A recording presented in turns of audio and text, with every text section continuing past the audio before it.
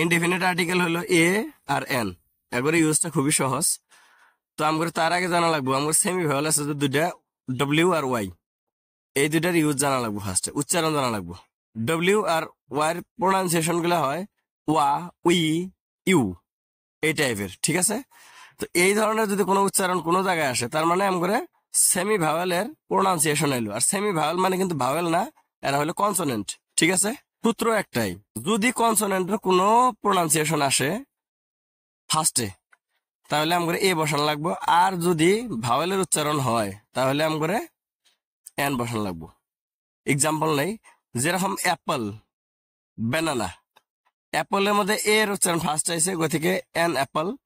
আর ব্যানানার মধ্যে বির উচ্চারণ প্রথম আইছে, গতিকে হইলো ব্যানানা, বি যেহেতু কনসোনেন্ট, ঠিক আছে।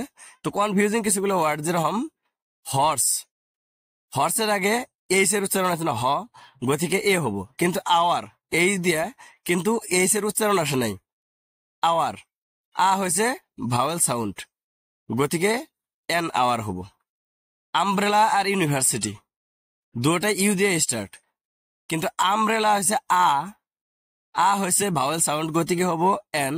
কিন্তু ইউনিভার্সিটি ইউ হলো ওয়াই ও ইউ, গতিকে ইউ এর উচ্চারণ যেহেতু আছে, ওয়াই এর উচ্চারণ আছে, এই জায়গায় হবো এ, এ ইউনিভার্সিটি। অরেঞ্জ আর ওয়ান রুপি নোট দুটাই ও দিয়ে স্টার্ট, কিন্তু অরেঞ্জের মধ্যে উচ্চারণ আছে ও, ওটা হয়েছে ভাওয়েল সাউন্ড।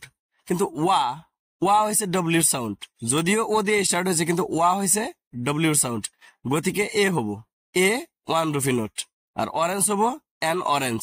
এক আর ইউরোপিয়ান দুটাই স্টার্ট হয়েছে ই দিয়া, কিন্তু এক মধ্যে ইর উচ্চারণ আছে, কিন্তু ইউরোপিয়ান যেটা ওয়াই ও ইউ হয় ইউ, ওয়াই উচ্চারণ আছে ইউরোপিয়ান, যার জন্য এন এক, এ ইউরোপিয়ান।